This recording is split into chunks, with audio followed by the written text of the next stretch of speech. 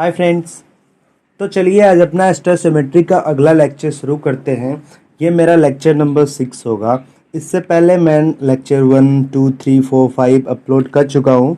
ठीक, पिछले लेक्चर में मैंने आपको ये बताया था कि जो एवरेज मॉलिक्यूलर मास होता है अपना, वो क्या होता है। मतलब एवरेज मॉलिक्यूलर मास को ही मॉलिक्यूलर मास ऑफ मिक्सचर भी बोलते हैं। तो हमने ये बताया था कि बेसिकली मिक्सचर को हम लोग कैसे ट्रीट करते हैं। उस पर हमने एक दो क्वेश्चन भी लिए थे। ठीक, उसके बाद उससे पहले हमने कुछ मोल कॉन्सेप्ट पे आपको क्वेश्चन कराए थे। तो आई थिंक इतना आपको क्लियर होगा। ठीक, आज हम अपने कॉन्सेप्ट्स में आगे बढ़ते हैं, कुछ आगे बढ़ने की कोशिश करते हैं। अगर आपने मेरा पिछला लेक्चर नहीं देखा है तो प्लीज़ आप पिछले लेक्चर को रेफ़र कीजिए, इट्स माय रिक्वेस्ट। तब आपको जाके ये लेक्चर अच्छे से समझ में आएगा और आप बहुत अच्छा कर सकेंगे। तो चलिए लेक्चर में आगे बढ़ते हैं। क्या है यहाँ। ठीक, आज मैं एक कॉन्सेप्ट बताने वाला हूँ, डेंसिटी। सबको पता होगा क्या होता है डेंसिटी। मैं छोटी छोटी एक भी चीज़ नहीं छोड़ना चाहता हूँ, क्योंकि मुझे नहीं पता कि आपको क्या आती है और क्या नहीं आती। ठीक, तो मैं नहीं चाहता कि एक छोटा सा कंसेप्ट जो कि 1 मिनट में डिस्कस हो जाएगा, अगर वो आपको नहीं आता तो आपकी पूरी फिजिकल केमिस्ट्री ख़राब हो जाए। ठीक, तो मैं एक छोटा छोटा कॉन्सेप्ट को लेते हुए आगे बढ़ूँगा। ठीक, एक एक चीज़ बताते हुए। देखिए फ्रेंड्स, ये डेंसिटी मास व वॉल्यूम होती है। ये डेंसिटी डिफाइंड ही ऐसे होती है। ठीक है, कि आप पढ़े होंगे इसको क्लास 9th में कि डेंसिटी मास व वॉल्यूम होती है। अगर आपको याद नहीं है तो प्लीज़ आप उसको रिवाइज कर लीजिए।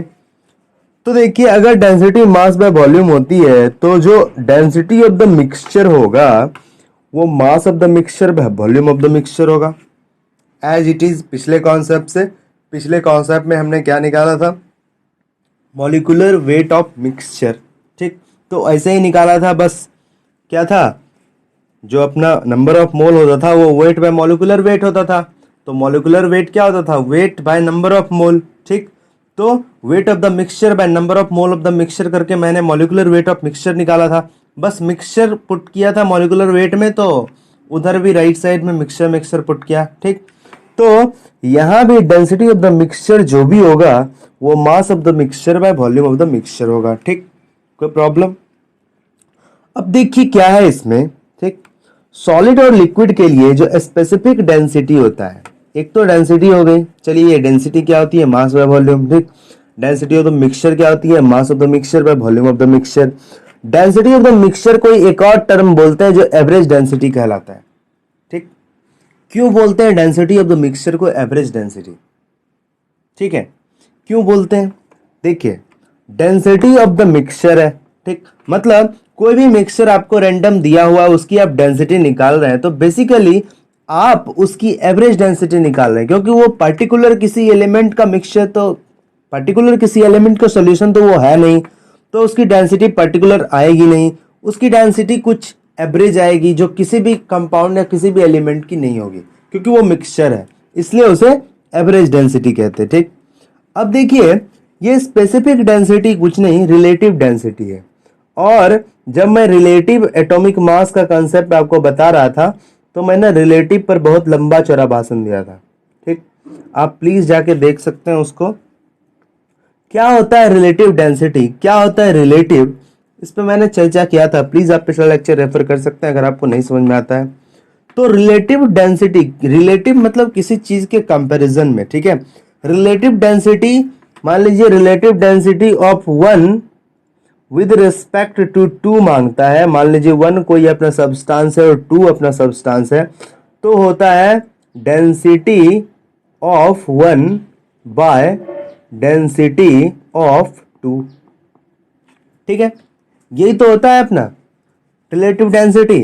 अब यही रिलेटिव डेंसिटी अगर with respect to density of H2O at 4 degree Celsius निकालते हैं, मतलब अगर हम कहते हैं कि relative density of any substance 1 with respect to density of H2O at 4 degree Celsius, मतलब जो 2 है उसकी जगह हम लोग क्या कह रहे हैं कि ये जो डेंसिटी ऑफ 2 है ना फ्रेंड्स, ये density of H2O at 4 degree Celsius है। ठीक, मतलब हम डिनोमिनेटर फिक्स कर दे रहे हैं। डिनोमिनेटर फिक्स कर दे रहे हैं तो उसका एक स्पेशल टर्म होता है, उसको स्पेसिफिक डेंसिटी बोलते हैं। ठीक, आई थिंक आप में से बहुत लोग जानते होंगे इस बात को, क्योंकि ये पढ़ना था 9th में। तो स्पेसिफिक डेंसिटी बेसिकली कुछ नहीं है, रिलेटिव डेंसिटी है किसी भी सब्सटेंस का with respect to density of H2O at 4 degree Celsius. ठीक, इसको स्टैंडर्ड मानते हैं, उससे स्पेसिफिक डेंसिटी निकालते हैं। अब ये क्या हो गया, कैसे हुआ, ये समझ में आ गया। यहां से आया density of 1 by density of 2, density of 2 के जगह density of H2 at 4 degree Celsius भर दिए, तो उसको एक पर्टिकुलर टर्म से नाम जाना जाता है जो कि स्पेसिफिक डेंसिटी कहलाता है। ठीक, अब देखिए density of H2 at 4 degree Celsius 1 gram पर ml होता है। तो जब डिनोमिनेटर अपना ग्राम पर ml में है तो न्यूमरेटर भी तो ग्राम पर ml में लेंगे। ठीक है, तो न्यूमरेटर डेंसिटी जो ऊपर की डेंसिटी किसी भी सब्सटेंस की जिसकी स्पेसिफिक डेंसिटी निकालनी है, उसकी डेंसिटी भी हम ग्राम पर ml में लेंगे। तो ग्राम पर ml कट जाएगा। ठीक, तो जो स्पेसिफिक डेंसिटी आएगी अपनी वो यूनिट लेस होगी। क्या होगी? Unit less. कोई प्रॉब्लम? कोई भी यूनिट एस की नहीं होगी, क्योंकि ऊपर भी डेंसिटी है नीचे भी डेंसिटी है, दोनों यूनिट कट जाएगी क्योंकि सेम यूनिट है। तो यूनिटलेस क्वांटिटी होती है स्पेसिफिक डेंसिटी या रिलेटिव डेंसिटी। ठीक है, अब देखिए आइडियल गैस के लिए अलग से कैलकुलेट करते हैं। अब देखिए same concept, relative density of A with respect to B क्या होगा? dA by dB at same temperature and pressure assume करते हैं। ठीक है, relative density of A with respect to B dA by dB, same concept यहां से। ठीक, अब देखिए हम लोग पिछले क्लास में पिछले लेक्चर में डिराइव किए थे कि PM इक्वल टू DRT होता है, याद है? वहीं से आया D equal to PM by RT। अगर आपको नहीं याद है प्लीज आप पिछला लेक्चर रेफर कीजिए। ठीक है, D equal to PM by RT। अब अगर MA है, D की जगह अगर DA पुट कर दें, जैसे D equal to PM by RT है, तो अगर डेंसिटी ऑफ A मांगेगा तो प्रेशर तो अपना कांस्टेंट है at same temperature and pressure, mass of A हो जाएगा MA। ठीक, MA क्योंकि मास तो अलग है, क्योंकि डेंसिटी ऑफ A है तो MA, क्योंकि ये M क्या होता था? मास, बाय R तो अपना क्या है? कांस्टेंट है, और टेम्परेचर भी क्या कह रहे हैं? सेम टेम्परेचर प्रेशर है, तो T भी कांस्टेंट, DA क्या हो जाएगा? PMA by RT। ठीक, मतलब सेम टेम्परेचर प्रेशर कहने का मतलब है कि ए का जो टेम्परेचर और प्रेशर है वही बी का भी टेम्परेचर और प्रेशर है। ठीक है, तो ये क्या हो गया ऊपर? DA by DB। तो DA क्या हो जाएगा? PMA by RT। DA क्या होगा? PMA by RT। यहां से सॉरी मत दिए, यहां टाइपिंग मिस्टेक है प्लीज। ठीक, देखिए DA क्या होगा? PMA by RT, typing mistake है, PMA बाय RT। ठीक, बाय DB क्या होगा?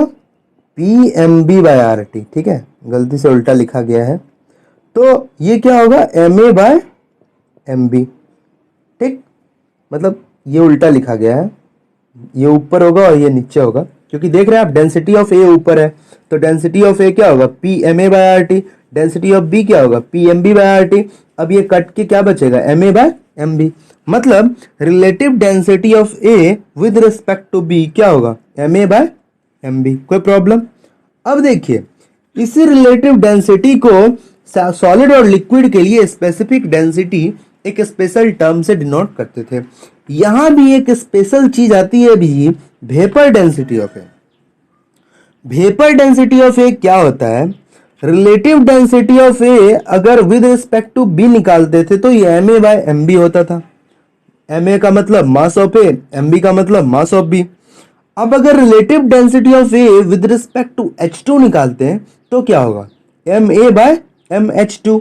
तो MA तो MA ही रह गया। ठीक, और MH2 क्या हो जाएगा? Mass of H2 2mu। ठीक, अब देखिए वेपर डेंसिटी के नाम से इसको जानते हैं, इसका स्पेशल नाम है relative density of A with respect to H2। हम H2 को फिक्स कर दिए तो उसके रिस्पेक्ट में जो रिलेटिव डेंसिटी आएगी वो क्या होगी? Molecular weight of A MA by 2। इसको वेपर डेंसिटी ऑफ ए भी बोलते हैं। जैसे relative density of any substance with respect to density of H2O at 4 degree Celsius is called specific density. Similarly, relative density of A with respect to H2 is called vapor density. ठीक, ये भी special नाम है और ये कुछ नहीं है, बेसिकली वेपर डेंसिटी कैसे आया है, रिलेटिव डेंसिटी से आया है, राइट। तो ये क्या हो जाएगा, मॉलिकुलर वेट ऑफ A/2, तो वेपर डेंसिटी अपनी क्या हो जाएगी, मॉलिकुलर वेट बाय 2। ठीक, चलिए आगे बढ़ते हैं। देखिए एक आसान सा कंसेप्ट आपको हम बताते हैं। क्या आसान कॉन्सेप्ट है, परसेंटेज कंपोजिशन। आप ये बहुत बार कैलकुलेट किए होंगे, ठीक है। The percentage of any element in a particular compound. जैसे मान लीजिए कि H2SO4 अपना एक मॉलिक्यूल है जिसका वेट 98 है। अब हम कहेंगे कि परसेंटेज कंपोजिशन ऑफ H क्या है। परसेंटेज कंपोजिशन मान लीजिए मास से पूछ रहे हैं कि मास का कितना कंपोजिशन है H का, ठीक है। तो मास परसेंट कंपोजिशन कितना होगा, क्योंकि H कितना है 2, क्योंकि H का 1 होता है और H 2 है, तो 2/98 इंटू 100। ठीक, परसेंटेज कंपोजिशन ऑफ S कितना होगा, S कितना है 1 एटम, 1 एटम का मतलब 32, तो टोटल मास कितना है 32/98। सिंपल परसेंटेज निकाल रहे हैं। मतलब हम कहते हैं कि H2SO4 में जो H का परसेंट है वो 2.04% है, जो S का मास परसेंट है वो 32.65% है, जो O का मास परसेंट है वो इतना है। ठीक, यही होता है परसेंटेज कंपोजिशन। बेसिकली एकदम सिंपल सा लल्लू कॉन्सेप्ट है। आप ऐसे भी परसेंटेज निकाले होंगे, ठीक है, कि जैसे मान लीजिए क्या कि आपको 500 मार्क्स टोटल है, ठीक, और आपको मान लीजिए 500 में आपको मान लीजिए 463 आता है, ठीक है, या फिर मान लीजिए 500 है आपका, आपको 500 टू द पावर 500 में 500 आया। अब आपका मान लीजिए 5-6 सब्जेक्ट है, कोई 80 नंबर का है, कोई 110 का है, कोई 130 का है, तो आप निकाल सकते हैं ना कितना परसेंटेज कौन कंट्रीब्यूट कर रहा है। अगर 100 रहता है तब तो सबका सिमिलर परसेंट काउंट होता है, लेकिन अगर अलग अलग है तो अलग अलग परसेंट काउंट होता है। तो सिमिलर वहीं से कॉन्सेप्ट अपना आया है परसेंटेज कंपोजिशन का, ठीक है। चलिए एक लॉ देखते हैं हम, ठीक है, लॉ ऑफ डिफिनिट या कांस्टेंट प्रोपोर्शन। ये लॉ कितना आसान है, देखिए क्या कहता है।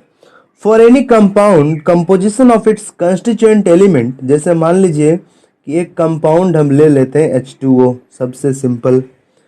कहता है composition of its constituent element by mole और by mass always remains constant. मतलब इसका जो परसेंट कंपोजिशन होगा ना, परसेंट कंपोजिशन इसलिए मैंने बताया था, ठीक, वो चाहे आप मोल से लीजिए चाहे आप मास से लीजिए, ये हमेशा कांस्टेंट आएगा। चाहे आप 100 ग्राम H2O लीजिए, ठीक है, और चाहे आप 98 ग्राम H2O लीजिए, इसका जो प्रोपोर्शन है, मतलब जो H2 है और O1 है, वो कभी नहीं चेंज होने वाला। ठीक, it doesn't matter how much amount of the compound is taken और by which method compound has been prepared. हमको किसी से मतलब नहीं है, ये H2O अपना फॉर्मूला कभी नहीं बदलेगा, क्योंकि ये कंपाउंड है और कंपाउंड फिक्स प्रोपोर्शन में होता है। ये मिक्सचर नहीं है कि इसका बदल जाएगा कंपोजिशन, इसका कंपोजिशन सेम रहेगा कि H का 2 और O का 1 होना ही होना है। ठीक, तो यही कहते हैं लॉ ऑफ डेफिनिट या कांस्टेंट प्रोपोर्शन, ठीक है। मॉलिक्यूलर फॉर्मूला देखिए क्या होता है, हम आपको एक कंसेप्ट बताएंगे मॉलिक्यूलर फॉर्मूला और एम्पेरिकल फॉर्मूला रिलेटेड।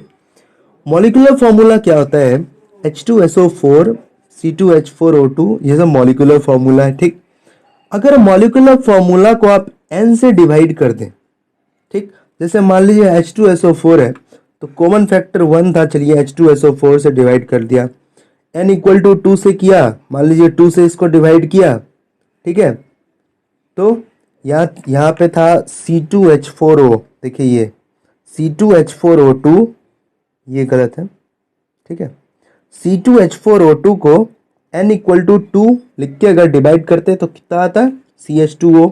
इसी तरह B3N3H6 को n इक्वल टू 3 करके करते हैं तो कितना आता है BnH2।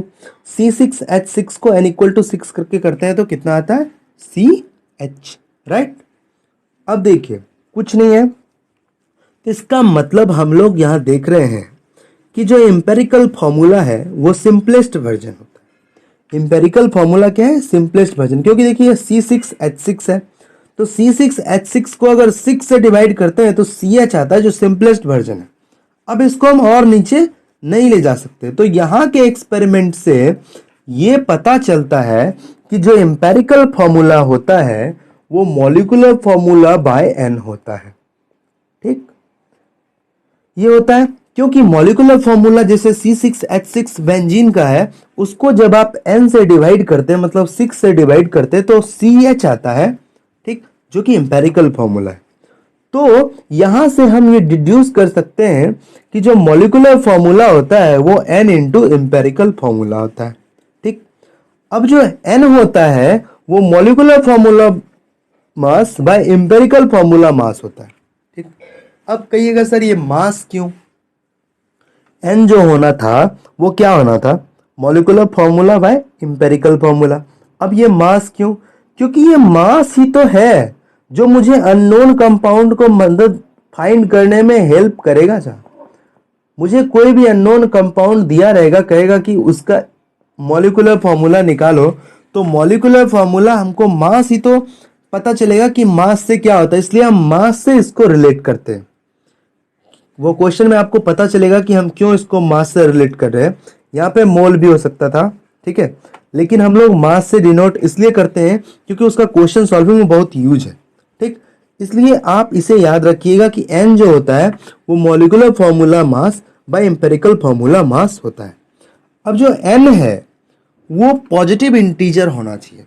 ठीक, क्या होना चाहिए, पॉजिटिव इंटीजर, मतलब ऐसे भी कह सकते हैं कि n जो है वो नेचुरल नंबर होना चाहिए। ठीक है, ऐसा नहीं n फ्रैक्शन में कि 1/2 ले रहे हैं, n को 1/3 ले रहे हैं, नहीं, क्योंकि मॉलिक्यूलर एम्पेरिकल फॉर्मूला का क्या डिफिनेशन है उसको देखिए। ठीक, सॉरी कि मैंने आपको पहले ही फॉर्मूला बता दिया, आप डेफिनेशन बता रहा हूँ, उसका एक पर्पस था। देखिए एम्पेरिकल फॉर्मूला का क्या डिफिनेशन होता है, the empirical formula of a chemical compound is the simplest positive integer ratio of atoms present in the compound. Simplest positive integer ratio, ठीक है, जैसे मान लीजिए कि C6H6 है, सिंपलेस्ट पॉजिटिव इंटीजर रेशियो क्या हो सकता है, CH। ठीक, जैसे मान लीजिए H2SO4 है, इसका सिंपलेस्ट पॉजिटिव इंटीजर रेशियो क्या हो सकता है, देखिए S1 है, अगर हम इसको अब 2 से डिवाइड करते हैं तो ये क्या हो जाएगा, HS1/2O2।